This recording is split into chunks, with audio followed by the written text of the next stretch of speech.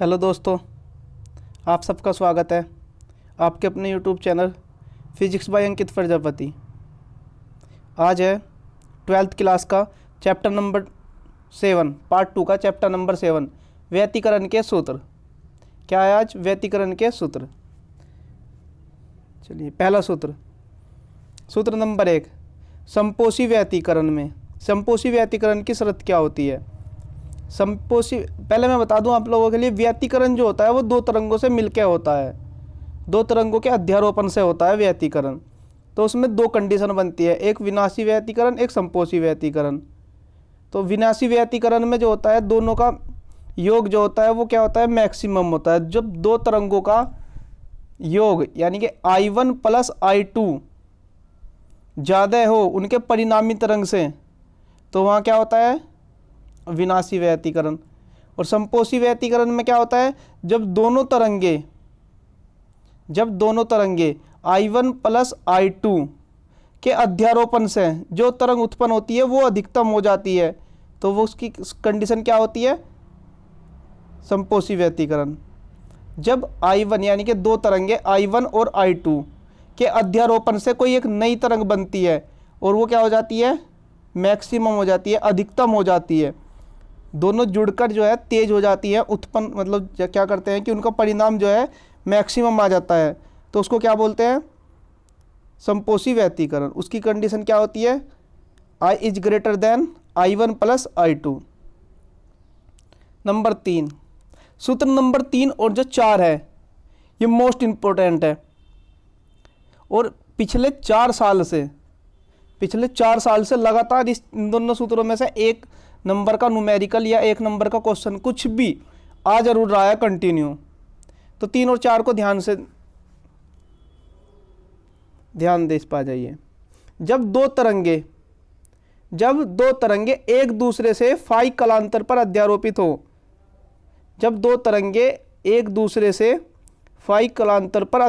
हो रही हो, तो उनका परिणामी तीव्रता क्या होगी? तो उनकी परिणामी तीव्रता देखिए क्या है सूत्र। जब दो तरंगे एक दूसरे से फाई कलांतर पर अध्यारोपित हो तो उनकी परिणामी तीव्रता मतलब उसका रिजल्ट क्या होगा? दोनों से जो रिजल्ट बनेगा, देखो रिजल्ट तो किसी भी चीज़ में बन सकता है। आयाम में रिजल्ट बन सकता है तुम्हारा, किस में क्या कह सकते हो? तरंगों में बन सकता है, उनकी ध्वनियों में बन सकता है, उनकी तरंगदैर्ध्यों में बन सकता है, किसी भी चीज़ में। हम किसके लिए देख रहे हैं? पहले देख रहे हैं हम तरंगों के लिए, तरंगदैर्ध्य के लिए, तरंगों के लिए। किसके लिए? तरंगों के लिए, उनकी तीव्रताओं के लिए। ठीक है, तो तीव्रता क्या है? परिणामी तीव्रता I बराबर I1 plus I2 plus 2 under root में I1 I2 cos phi, under root में I1 I2 into cos phi. ये जो कोस फाई है अंडर रूट से बाहर है, बच्चे क्या करते हैं? इसे भी अंडर रूट में लिख लेते हैं।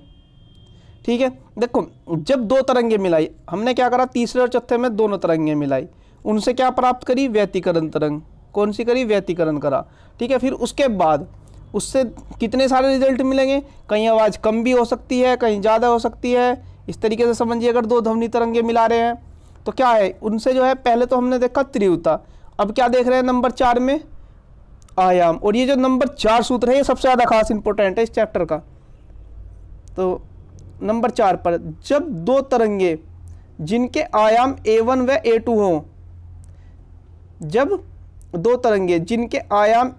A2 हो, एक दूसरे से फाई कलांतर पर अध्यारोपित हो, जब वे क्या हो? फाई कलांतर पर अध्यारोपित हो, तो परिणामी तरंग का आयाम क्या है? परिणामी तरंग का आयाम, परिणामी आयाम। अब हम क्या देख रहे हैं? परिणामी आयाम R बराबर, अच्छा इसका क्या है? एक बच्चा कह रहा था कि सर हम लिख नहीं पाते, एक का मैसेज आया था कि हम लिख नहीं पाते कि सर जो है इतने क्लास नेक्स्ट हो जाती है। तो उसको क्या करना है? मान लीजिए आपको वीडियो रोक कर देख लीजिए, अगर आपको ये सूत्र लिखने हैं तो वीडियो को रोक कर या उसका स्क्रीनशॉट ले लो और फिर तसल्ली से लिख लो। ठीक है, अगर चलते हुए में लिखना चाहोगे तो इस तरह से तो छूट जाएगा तुम लोगों का। इसे वीडियो को रोक कर और तब देखो। आइए, R बराबर r बराबर a1 का स्क्वायर प्लस a2 का स्क्वायर। परिणामी आयाम r बराबर a1 का स्क्वायर प्लस a2 का square plus 2a1 a2 cos phi, और इस सारे का अंडर रूट, इस सारे का क्या है, अंडर रूट है। एक बार और ध्यान दो, r बराबर a1 का स्क्वायर प्लस a2 का square plus 2a1 a2 cos phi, और इस सारे का क्या है, अंडर रूट है। आया समझ में? सबसे ज़्यादा इंपॉर्टेंट है ये सूत्र, मोस्ट इंपॉर्टेंट है। नंबर 5, संपोषी व्यतिकरण में, अभी मैंने बताया था एक विनाशी व्यतिकरण होता है, एक संपोषी व्यतिकरण होता है। तो संपोषी व्यतिकरण में कलांतर कितना होता है, फाई बराबर 2 पाई m।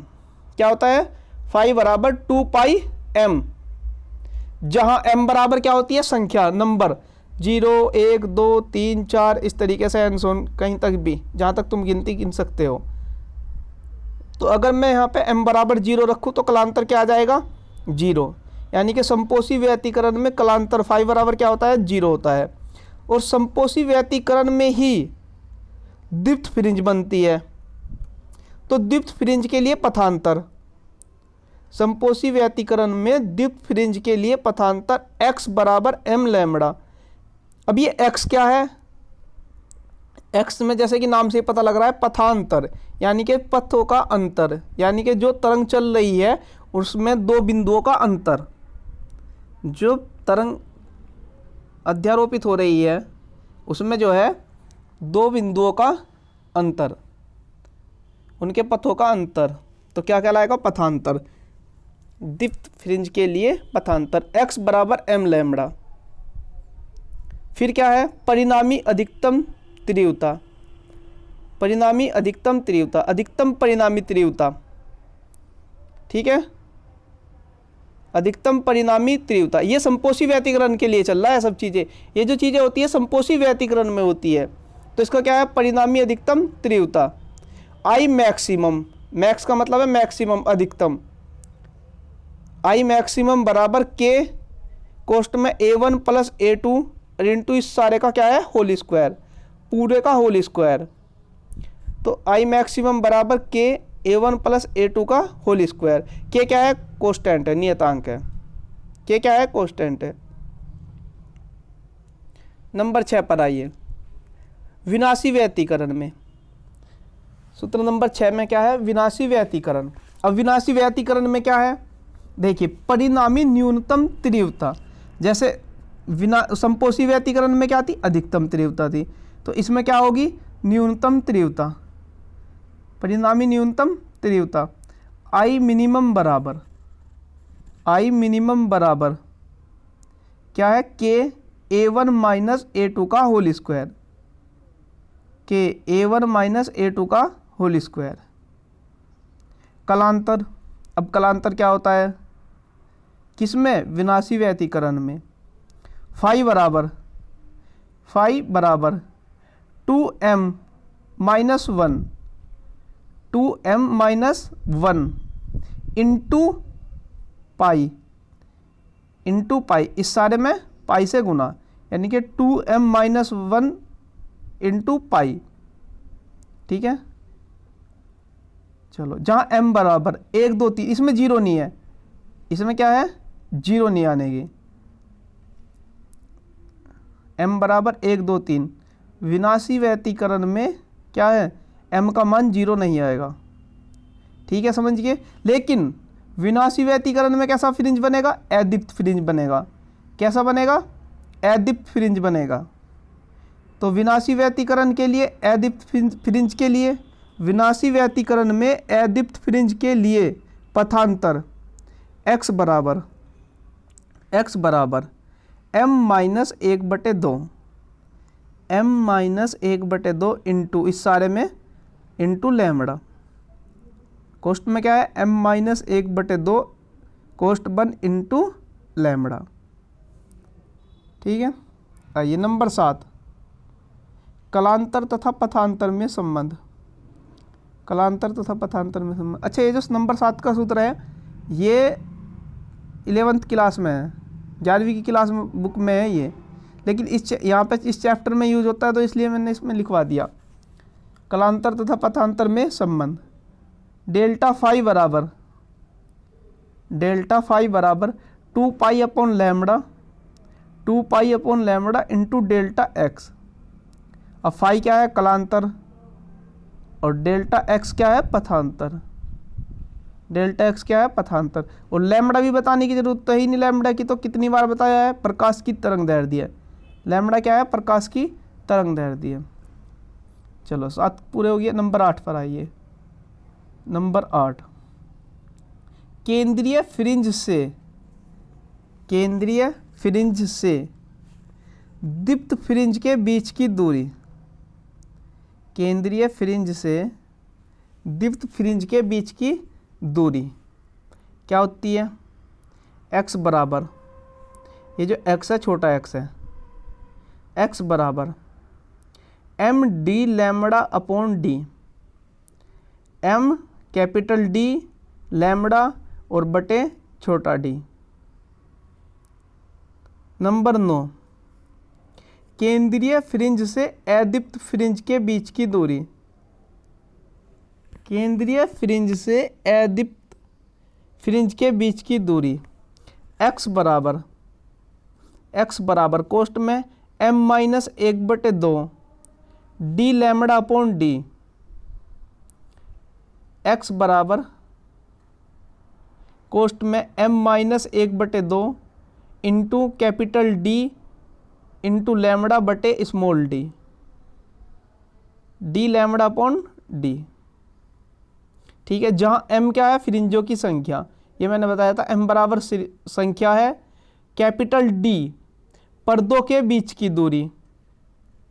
कैपिटल D क्या है? पर्दों के बीच की दूरी। और छोटा d क्या है? स्लिटों या छिद्रों के बीच की दूरी। पर्दे में जो छिद्र होंगे उनके बीच की दूरी, स्लिटों या छिद्रों के बीच की दूरी। और लैम्बडा तो मैंने कितनी बार बताया हुआ है, प्रकाश की तरंग दैर्ध्य। सूत्र नंबर 10 पर आइए।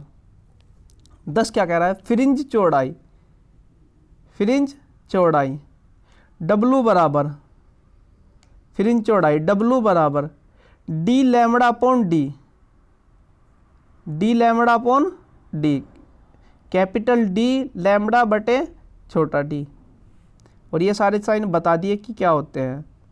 नंबर 11, कोणीय फ्रिंज चौड़ाई। देखो वो है फ्रिंज चौड़ाई, यो है कोण, यानी कि कोणीय चौड़ाई। कोणीय फ्रिंज चौड़ाई थीटा बराबर लैम्बडा बटे डी। थीटा बराबर क्या है? लैम्बडा बटे डी। कोणीय फ्रिंज चौड़ाई थीटा बराबर लैम्बडा बटे डी। चलो नेक्स्ट आइए। फ्रिंज चौड़ाई का व्यंजक जब पर्दों के बीच आंशिक रूप से कांच की पट्टी रखी हो। क्या है?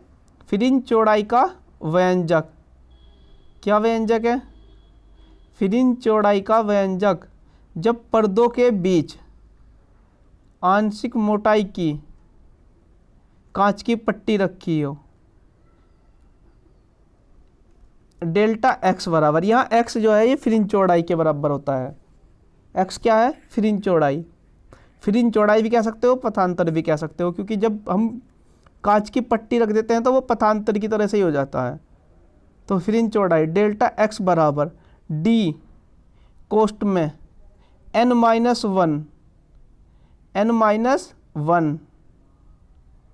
इंटू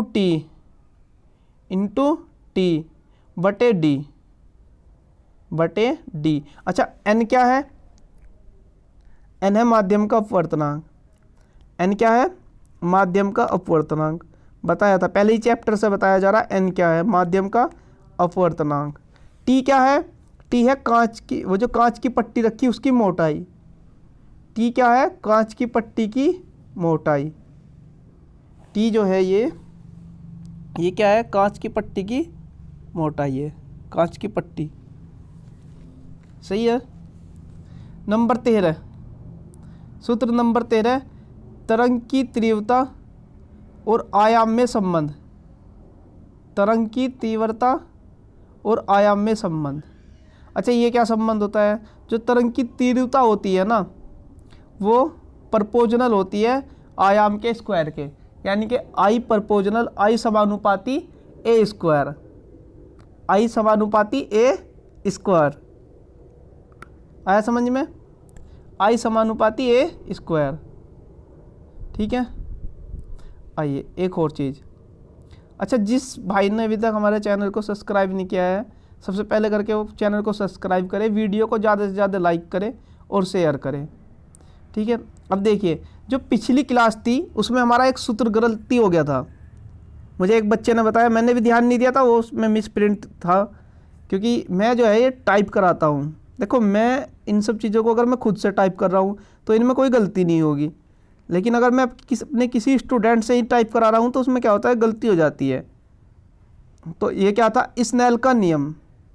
स्नेल के नियम क्या होता है? साइन आई बटे साइन आर होता है बराबर V1 बटे V2। उसमें क्या था, पिछली क्लास में लास्ट का जो सूत्र था उसमें का रखा था V2 बटे V1। तो स्नेल का नियम क्या होता है? साइन आई बटे साइन आर बराबर V1 बटे V2। आज के लिए इतना ही। Thank you.